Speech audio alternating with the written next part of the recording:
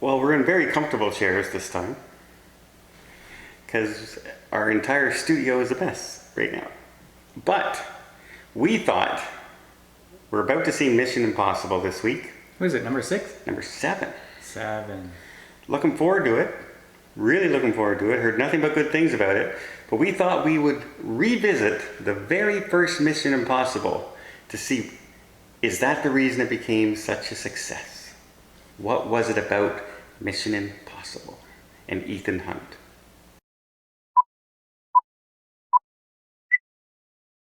Okay, so it's probably been a while since you have watched this movie. Okay, so you have the iconic scene where he drops down from the ceiling, Yeah. and he's spread eagle there, can't touch the floor. Okay, that's the only thing I remembered about this movie. You didn't remember the fish tank? I didn't remember anything. The helicopter in the tunnel? What I did remember is the first time I saw this, I wasn't blown away by it. I remember coming out of the movie thinking, okay, whatever. See, in this movie, there's one thing that's different than a lot of the other Mission Impossible ones, is that's the big dramatic stunt. Mm-hmm. Now, the fish tank scene, they actually exploded a large fish tank like that, and Tom Cruise actually ran away and jumped away from the water. Yeah, apparently there was no way to do it with a stunt double, and so Tom Cruise had to do it himself, and there was an actual fear of him drowning because it was like 16 tons of water. Yeah. It is a big, like, classic scene. But what did you think? Did the character of Ethan Hunt draw you in? Okay, like Tom Cruise is my guy. I know a lot of people have a problem with Tom Cruise, but for me, Tom Cruise is it.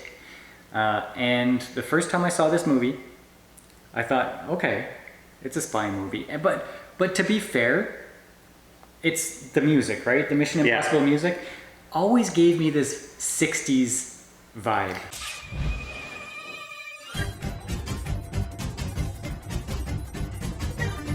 Well, for me, I liked it because I am used to the original TV show and everything. So that music is, yeah. But I'm an 80s kid, and to me, it felt like grandpa. Okay. You know? So going into it, I said, oh, okay, this is a little bit cringe. And then seeing Tom Cruise in there, I wasn't blown away. However, upon rewatching it, I was blown away by how good of a movie it was. And the acting and the twists and that, and the plot twists and that, when John Boyd shows up in the phone booth beside him there, that you thought he was dead and all this other stuff, and then his wife is involved, and then you have all of the identities with the masks that he does. Really good. But this was back in the days of, we still had normal movies. Yeah. Right? There was nothing cringe or social agenda about them. And there still isn't for his movies. Correct. But at the time, maybe that didn't, like... It didn't resonate as much. Yeah, it wasn't special. But now, seeing such an ordinary movie is very special because we're left with crap right now in 2023.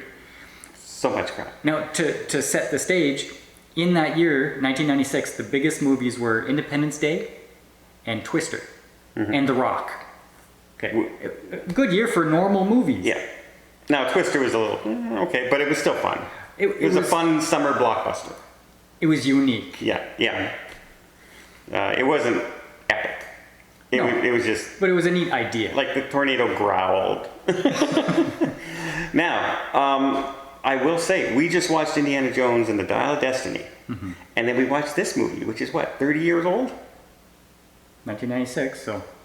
You know, I so much preferred rewatching this than I did Dial of Destiny. Yeah. I will never watch Dial of Destiny again. No. And that's the problem between the action movies now and the action movies then. At least, well, I'm not going to say that in a way, because Tom Cruise is still doing the action movies right. Like, Top Gun was done right. It took him 30 years to do it. But they came out with a sequel that worked. Mm-hmm. I am so looking forward to Mission Impossible. Because every Mission Impossible I've really enjoyed. And so, yeah. Now, it's really weird. Like, the people who did the TV show were asked to come back and do this movie. and every one of them declined, and almost to a person, after they saw the movie, they hated it. They thought it was an abomination and an insult to the TV series. Yeah, well, it's not. It's now one of the biggest franchises out there going.